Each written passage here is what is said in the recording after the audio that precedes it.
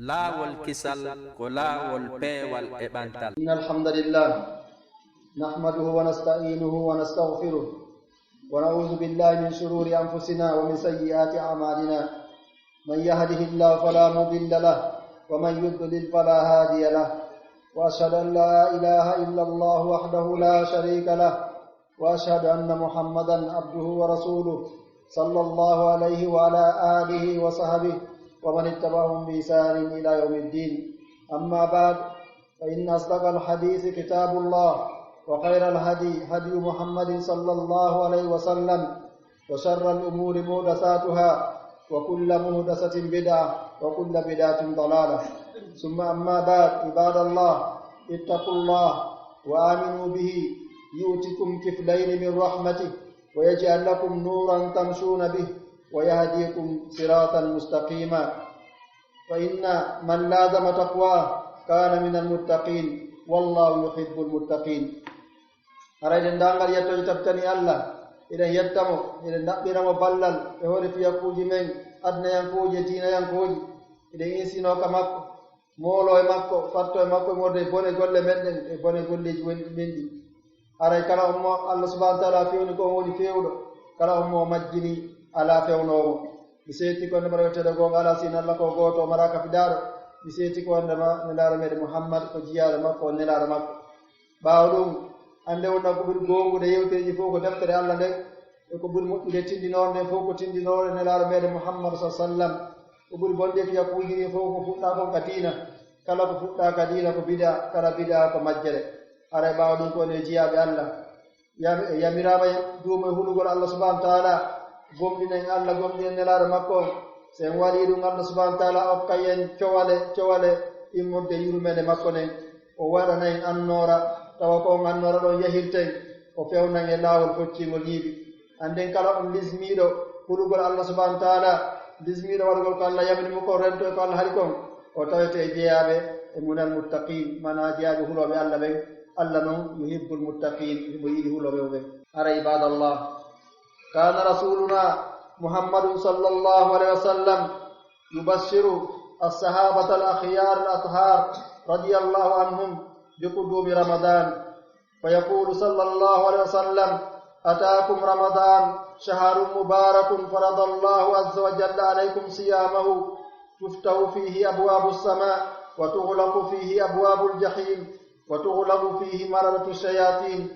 لله فيه ليلة خير من 1000 شهر من حرم خيرها فقد حرم. وإن جياب الله نلا رمير محمد صلى الله عليه وسلم o laatino o weltinirayno sahabaɓe makko tedduɓe ɓen sahabaɓe makko moƴƴuɓe ɓen laaɓuɓe ɓen ɓen ɓe yarde Allah subahana wa taala woni mum nelaɗo sa sallam weltinirayno ɓeeɗo algol ndu lewru suumaye nela sallam maka ari on suumaye ko lewru waɗandu barki Allah subahana wa taala farli e mon horugol ndu aray ndu lewru ɗo udditete dambuɗe asama on sokke dambuɗe yiita ngel kolɓe e mum murtude ɗin e seytaneji ɗin Allah subhanahu wa ta'ala na mari e nder o suumaye jemma gooto on jemma ɗon hareno ɓuri moƴƴude lebbi wulure ilatul kadiri ala e mum nela sallam maki kala harminanaɗo kala haɗaɗo moƴƴere on jemma ɗon haray gomɗi o harminanama moƴƴereji ɗi fof. innaha al bishara allati amila laha al amilun wa sammara laha al musammirun wa fariha bi qudumiha al mu'minun. haray ɗo ko weltinal ngal tawata golliringal weltinal ɗo kala golloɓe etike wakkilike fiingal weltinal ɗo kala wakkilotoɓe ɓen weltoringal julɓe ɓen fof. fa ayna farhatuna wa ayna shawquna wa nahnu nara al ayyama tadnu minna ruwayda litada bayna aydina farhata kulli muslim. ara honto welaye men on honto lokaye men on hiɗen suti fewɗo ñalɗi ɗin hino ɓattirana en seeɗa fi yo waɗu yeeso men welo moolanaango welo wonono kala julɗo. ibadallah falyastahdir kullu wahidin minna fi qalbihi al'an idha kana hunaka ahabbu an-nas ilayhi wa qad ghaba anhu 11 shahran thumma bushira biqudumihi wa awdatihi khilala ayyamin qala'il kayfa takunu farhatahu biqudumihi wa istibsarahu biqurbihi wa basasatahu biliqa'ihi. woni jiyaɓe Allah mo be men yo waɗu ka ɓernde mum fewndo ɗo ni si tawi ɓuraaɗo yiɗeede yimɓe ɓen fof ka makko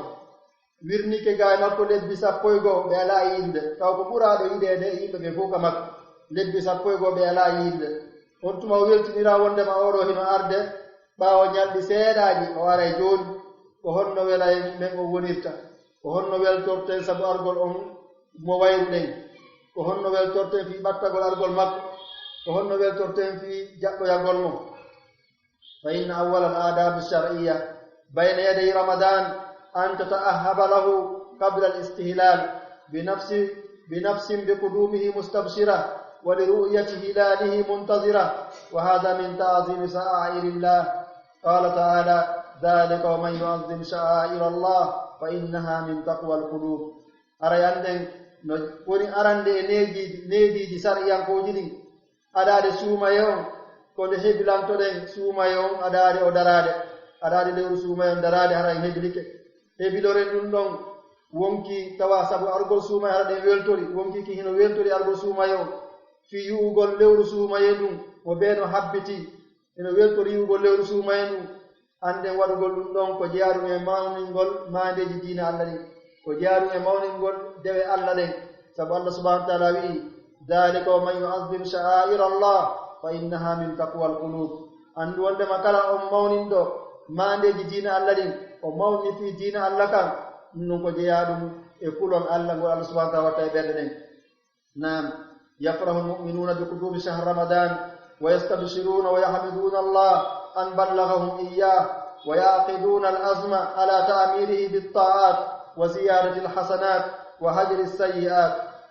wa ulaika yubashsharun biqawli Allah tabaaraka wa ta'ala qul bi fadlillahi wa bi rahmatihi fa bidhalika falyafrahu huwa khayrun mimma yajma'un aray ko non woni julɓe ɓen fof weltoray argol suumayo fof weltoray hewtugol ndu lewru suumaye ɓe yetta Allah subhanahu wa ta'ala fi Allah subhanahu wa ta'ala tawniɓe lewru suumaye ɓe fiɓe anni e ka ɓernde maɓɓe wondema ɓe wurnitiray suumayo waɗugol ɗoftareji e ɓeydugol moƴƴereji e tertagol kala boneji aray noon ɓen ɗon Allah subhanahu wa ta'ala hino weltiriɓe ɓe weltinire ko Allah subhanahu wa ta'ala wi ɗon qul bi fadlillahi wa bi rahmatihi fa bidhalika falyafrahu huwa khayrun mimma yajma'un wiyamɓe o nelaɗo haray ko ɓural Allah ngal ɗum ko diina makko l'islamu diina l'islamu kan e ko farɗe men kon e diina men kan ɗe dewe ɓura noon ko addani en kon ko ɗum woni ɓural Allah ngal ɓural ɗo e yurmede Allah ne subhanahu wa ta'ala ko asku makon aray ko ɗum ɗon neɗɗo on haani weltorde ɗum ɗo neɗɗo on haani weltorde aray noon weltorgol ɓural Allah ngal weltora diina l'islam weltora dewe ko Allah subhanahu wa ta'ala farɗe men kon aray ko ɗum ɓuri moƴƴude idi ko moɓeten kon ko aduna ɗo immorde e ñooguji aduna limaha li anna mahabbata al a'mal as-saliha wal istibshara biha far'un an mahabbati llahi azza wa jalla qala ta'ala wa idha ma unzilat suratun faminhum man yaqulu ayyukum zadatuhu hadhihi imana fa amma alladhina amanu fazadatuhum imanan wa hum yastabshirun aray ko fi honno wiirɗen ɗum ko ɓay hara yiɗugol golle moƴƴeɗen si neɗɗo hino yiɗi golle moƴƴeɗen hino weltori golle moƴƴeɗen haray ɗum ɗon koye salndu immorde yiɗugol Allah azza wa jal haray ɗum ɗon ko callufi yiɗugol Allah azza wa jal seede mum Allah subhanahu wa ta'ala wi o sifi fi naafiqiɓen wondema ɓeeɗo si simore jippinama e fewno maɓɓe fewno naafiqiɓe simore jippinama haray no e maɓɓe ɓe hino wiya ko hombo e mon nde simore ɗo ɓeydi liman ka jalkitagol ko hombo ɓeydi e koko jippiɗo ɗum ko kungol naafiqiɓen Allah subhanahu wa ta'ala jaaboɓe o inna amma alladhina amanu amma ɓe gomɗinɓe fa zadatuhum imana nde simore nde ɓeydiɓe gomɗinal wa hum yastabshirun e hoore kadi hiɓe weltori koɓe nani kon ka qur'an kana sallallahu alaihi wa sallam yuksiru min as-sawmi fi sha'ban istidadan wa tahayyatan lin-nafsi qabla ramadan nelaɗo meɗe Muhammad sallallahu alaihi wa sallam ɓe laatino ɓe hebbinorayno horugol e lewru sabbodu suumayenu fi heblagol heɓilingol wonki maɓɓe kin aɗaade suumayon arde yani ka hebilagol e ka hebilugol wonki kin ɗo e suumayon arde ɓe heewayno heewo horugol lewru sabbodu suumayen walaw qila li ahadina inna ahada al-kubara sayazuruka fi baytik liruyati yasta'iddu li istiqbalihi wa ikramihi qabla ayyamin wa ayyam fa kayfa bi shahrin fihi min al-fada'il wal mahasin ma ya'juzu anhu al-hasr wal bayan aray si goto me wiyanama gooto e mawɓe ɓen e makko baaɓe ɓen no arde kama hooloraaɓe ɓen ko honkaaɓe ɓen gooto e ɓen no arde kama hiwro ma ka suudu ma mo wiyanaa ɗum won a yahi himo heɓiloo aɗaade on arde ñalɗi buy balɗe buy hara mo heɓilaade fiino o koɗo hewtira makko ɓay ko aɗen kohoojo ala ɗum so woniri noon kono wiiɗen e ndu lewru suumay ɗo ndu lewru tawatano e mayɗu ɓure kañum e moƴƴereeji konko tawata neɗɗo wata moftude wata ɓanginde fi mum innahu shahru sabru wal ihsan shahru rahmati wal ghufran shahru du'a wal qur'an shahru tawbati wal itq min annar sabu ndu lewru ko lewru muñal e lewru moƴƴagol lewru yurmede hafranal lewru du'a e qur'a jangugol qur'an lewru tuubugol rutto ka Allah lewru ndu neɗɗo fof ndu neɗɗo renɗinte immorde kayite qulubul muttaqina ilay tahin wa min alabi firaqihi ta'in alay huloɓe Allah ɓen huloɓe Allah ɓen ɓerɗe maɓɓe ɓen haray hino ooji faade ndu lewru hino faalaami hino yurma fi mayri ndu ar ɓe wulɗaami kadi siɓe seedi e mayru ɓe heɓay muuseeli ɓe mettete ko ɓe seedaako ɓe lewru ɗum kana salihuna yad'una Allah zamanan tawila liyuballighahum ayyama shahr ramadan qala al-mu'alla ibn al-fadl rahimahullah kanu yad'una Allah 6 ashhurin an yuballighahum ramadan thumma yad'una 6 ashhurin an yataqabbala minhum aray moƴƴuɓen ɓe laatino ɓe torotono Allah subhanahu wa ta'ala zaman juutuɗo fiyo hewtimɓe mana yo tawnuɓe ñalɗi lewru suumayendu o karamo ko juweteɗo mo Allah ibnul fadl rahimahullah ɓe maaki laatino kamɓe salafu en kamɓe aliɓe en ɓen gila sahaba e taabinaen ɓe laatino ɓe torotono Allah lebbi jeego haray ɓe torade Allah subhanahu wa ta'ala yo Allah tawnuɓe suumaye si suumaye kadi juulama lebbi jeego haray ɓe toro Allah subhanahu wa ta'ala yo Allah jaɓanɓe koɓe hoori koɓe suumaye dewe ko bari ko fof suumaye ay ɓeeɗo gurna maɓɓe ɗan fof hiɓe humodiri e lewru suumaye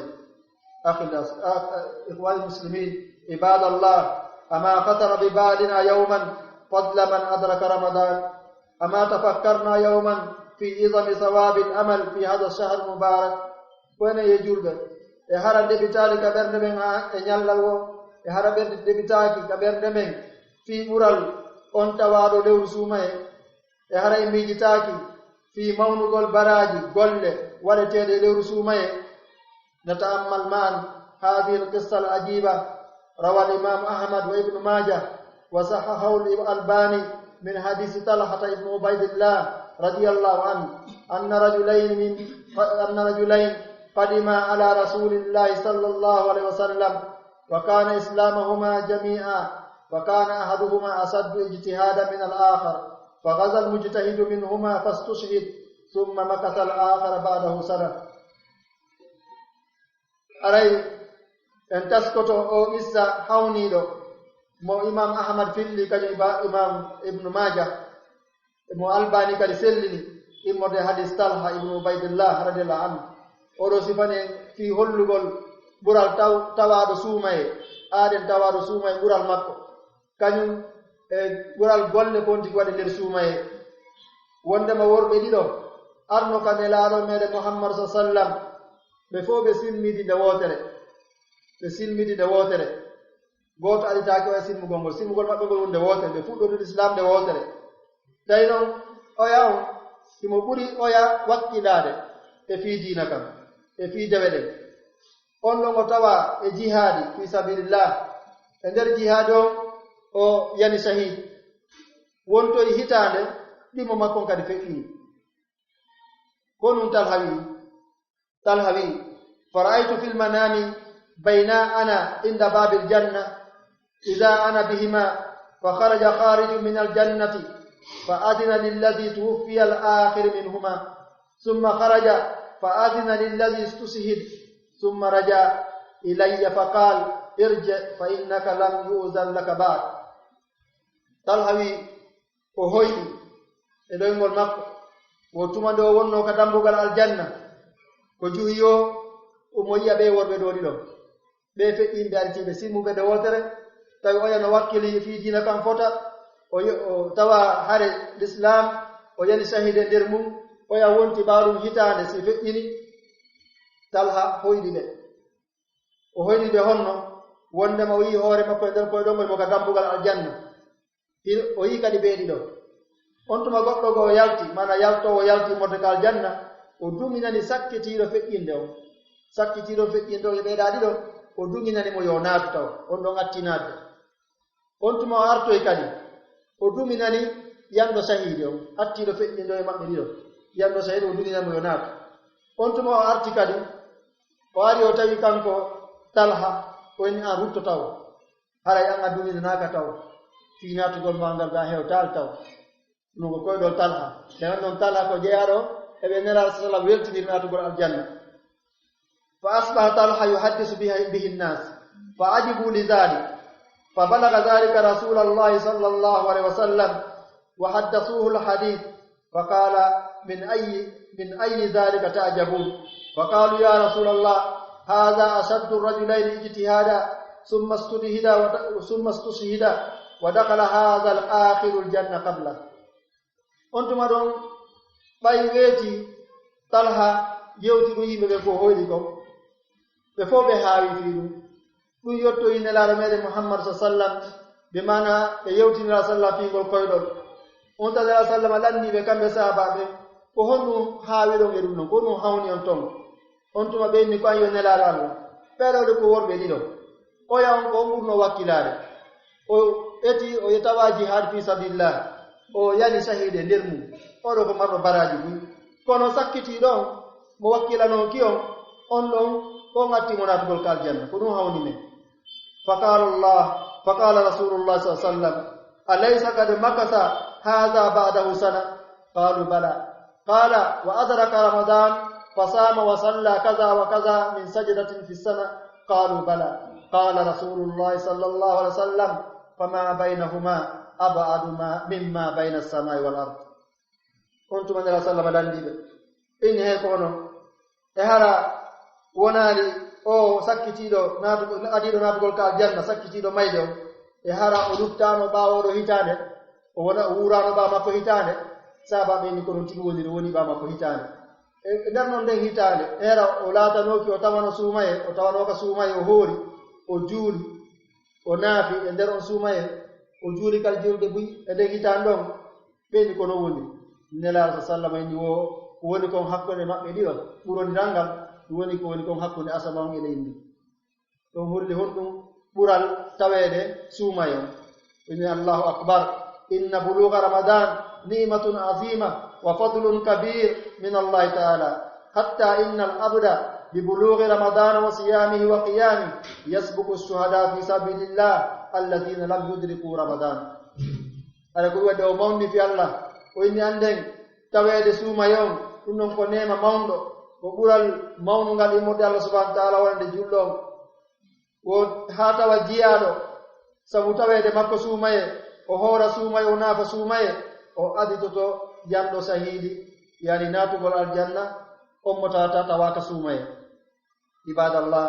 kam min ramadan marra alayna wa nahnu ghafilun wallahi la nadri an nudriku hadha al-an am tatakhattafuna dunahu al-manun ما أحوجنا إلى تهيئة النفوس بمحاسبتها وإصلاحها قبل بلوغ رمضان أريكون جيال الله وسوما يجل روي من وسوما يجل فكر لن توحيد ويرسدي في مجد فوتا وإن أندافع عنده وهم من تويت سوما دهيتان تيجي غوتا أنداسي وتويت سوما وندي أنداسي تويت إدي إسي مايد دين أتوتو لومبتو جيلو مدو سوما يارد aray toon ɗo hiɗen hatuji ɗi fota faare heɓlugol wonkiji men ɗin sabu hasbugol wonkiji men ɗin moƴƴintina wonkiji men ɗin adare hewtugol suumayon ibadallah ida kunta qabla ramadana kasulan an shuhudi salawati fi lmasajid فاقد العزم في رمضان على إمارة بيوت الله أسأل الله تعالى أن يوفقك لذلك حتى الممات على يكون جياب الله سوني هرا نيمين ورسي دينوبة كسومي kadare suumaye ino aani e taweede julɗe ɗen ka juulirdaji julɗugol e jamon ka juulirde ara jila ɗo yo fiɓu anniye ko fiɓa pellital ka suumaye ɗo wonde mo wurritita suumayon fof tawegol farillaji ɗin fof ka juulirde allah no gasa so waɗi ɗum ɗon o eltike ɗum ɗon e nder lewru ndu fof ɗum ɗon hawrindinaymo fi yo waɗu ɗum ɗon ha gurdama ko ɗallanga mana o juumotum ɗon ha o maaya وإذا كنت أخي شهيها بالمال فجعل رمضان موسما لبذل والجود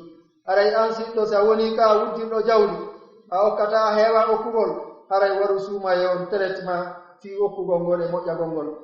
فهو شهر الجود والإحسان أري نلوكو لورو موجا غونغول وإذا كنت غافلا عن ذكر الله فجعل رمضان أيام ذكر ودعاء وتلاوة لكتاب ربك تعالى وهو شهر القرآن أري سنويرسنو غاي جانتاغول الله ورسوما يوم يالي في جانتاغول الله تراغول الله جانغا القرآن فيكون لور القرآن أسأل الله تعالى أن يتقبل منا ومنكم سائر الأعمال أقول قولي هذا وأستغفر الله لي ولكم ولسائر المسلمين فاستغفروه من كل ذنب إنه هو الغفور الرحيم الحمد لله رب العالمين وأشهد أن لا إله إلا الله وحده لا شريك له وأشهد أن محمدا عبده ورسوله صلى الله عليه وعلى آله وصحبه ومن اتبعهم بإحسان إلى يوم الدين أما بعد عباد الله إن الإعداد للأمل علامة التوفيق وإمارة الصدق في القصد كما قال تعالى ولو أرادوا الخروج لأعدوا له عدة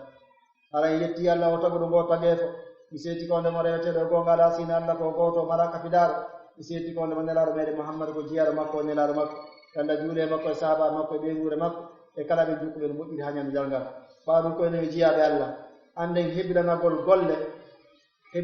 golle fu tentino golle deweren dum don ko al alama fi hawrin dinede gollugol golle den le golle den sutima taw ida hebli taw do golle den ar tawama ara non no jeya e al alama fiya hawrin din e gollugol golle den no moddiri dum kadi ko maande gongugol ka fondo fi gollugol golle den wonde ma hida no ka fondo ma fi gollugol de golle do sa heblantare adare de arde won Allah subhanahu wa ta'ala wiide non ka hubingol o sifi fi naafigi den baybe tulti ka jihad ka tabuk be jabali yaade be ari wattugol gantinagol Allah subhanahu wa ta'ala wi walau aradu al-khuruja la addu lahu udda woni be sibe farano yabde mayo nelado sibe farano yabde wara jihadi be hebilanto yattugol gol adade jihadon hewde be hebloto non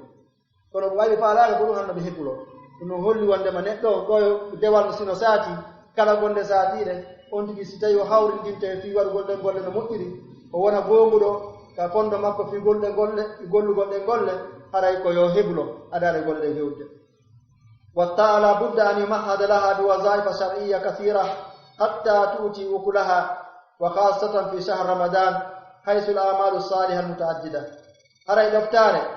ɗoftareji ɗi deweɗen feere o ala beeɗen ɗon heblane beeɗe waɗane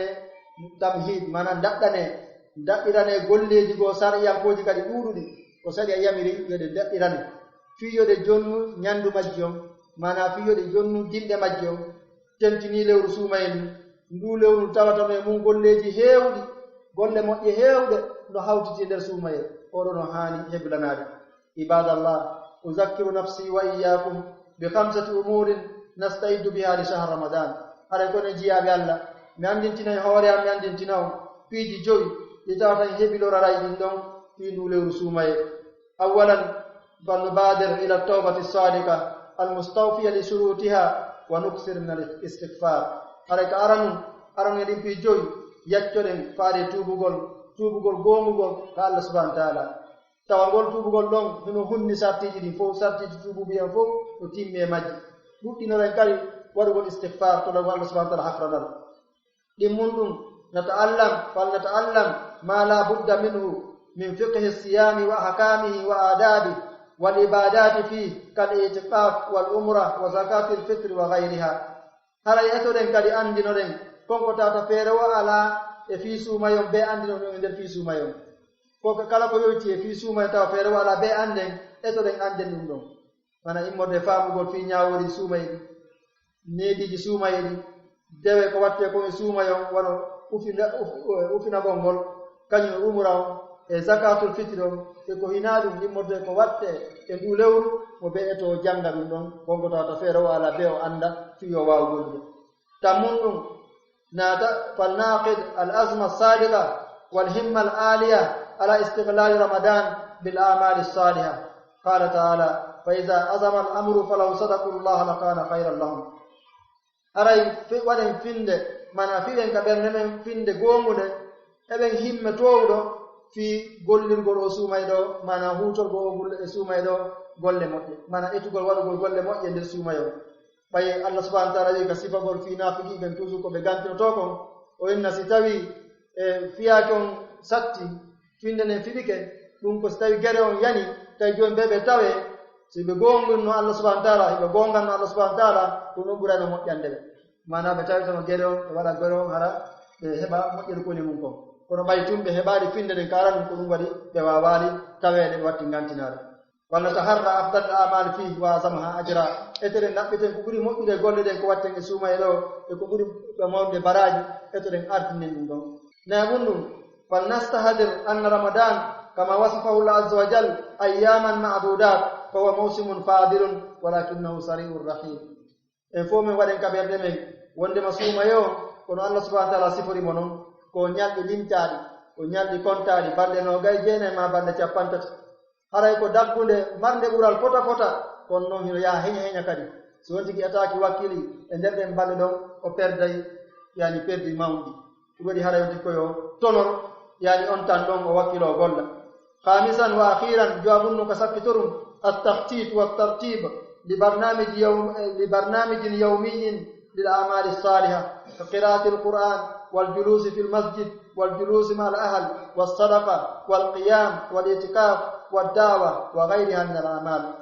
على يكون ينورو جبودي ورين جبودي نيالال منغال نيالانغال تاويدا وري تابلو koni wonda yaarde nder nyaldi suumay di fara wara di programme yaha e jubbudi ti warugol golle moƴƴe den wono jangol qur'ano e joragol ka julirdaji e kan joragol wonde be ngurde wonda be ngurde ittabe wula kan ittugol sadaka naafu gongol ufina gongol warugol daawa e nder mayu ɗum ɗo fof ko hinade mode golle moƴƴe ko watte ɗum ɗo fof on tigi waɗana ɗum programme hara nayi lewnu suumay naata e makko tawa alda e programme hara nayi programme tawdimo so wona e programme ko tolto ko e mayru panday amma so waɗani programme o heɓay kuyi e nder mayru asal Allah subhanahu wa ta'ala an yuballighana ramadan ara toriki Allah subhanahu wa ta'ala yaltawni suumaye اللهم اعز الاسلام والمسلمين اللهم اعز الاسلام والمسلمين واذل الكفر والكافرين ودمر اعداء الدين اللهم انا نسالك بكل اسم ولو سميت به نفسك او انزلته من كتابك او علمته احدا من خلقك او استاثرت به في علم الغيب عندك ان تجعل القران الكريم ربيع قلوبنا ونور صدورنا وجلاء احزاننا وذهاب همومنا وهمومنا اللهم ارزقنا تلاوته آناء الليل واطراف النهار اللهم اجعل لنا اماما ونورا وهدى اللهم ذكرنا منه ما نسينا وعلمنا منه ما جهلنا بجلالك وكرمك يا ارحم الراحمين اللهم امنا في اوطاننا اللهم امنا في اوطاننا اللهم اجعل بلادنا هذا بلادا امنا وسائر بلاد المسلمين بجلالك وكرمك يا ارحم الراحمين اللهم ول امورنا خيارنا اللهم ول امورنا خيارنا اللهم ول امورنا خيارنا اللهم لا تسلط علينا بذنوبنا من لا يخافك فينا ولا يرحمنا اللهم لا تسلط علينا بذنوبنا من لا يخافك فينا ولا يرحمنا اللهم لا تسلط علينا بذنوبنا من لا يخافك فينا ولا يرحمنا ربنا هب لنا من ازواجنا وذرياتنا قرة اعين واجعلنا للمتقين اماما ربنا اغفر لنا ولاخواننا الذين سبقونا بالايمان ولا تجعل في قلوبنا غلا للذين امنوا ربنا انك رؤوف رحيم اللهم انا نسالك الجنه وما قرب اليها من قول وعمل ونعوذ بك من النار وما قرب اليها من قول وعمل بجلالك وكرمك يا ارحم الراحمين اللهم بلغنا شهر رمضان اللهم بلغنا شهر رمضان اللهم انا على صيامه وقيامه اللهم انا على صيامه وقيامه اللهم اعد علينا اعواما عديده بجلالك وكرمك يا ارحم الراحمين ربنا آتنا في الدنيا حسنة وفي الآخرة حسنة وقنا عذاب النار سبحان ربك رب العزة عما يصفون وسلام على المرسلين والحمد لله رب العالمين. لا والكسل ولا والبي والإبانتال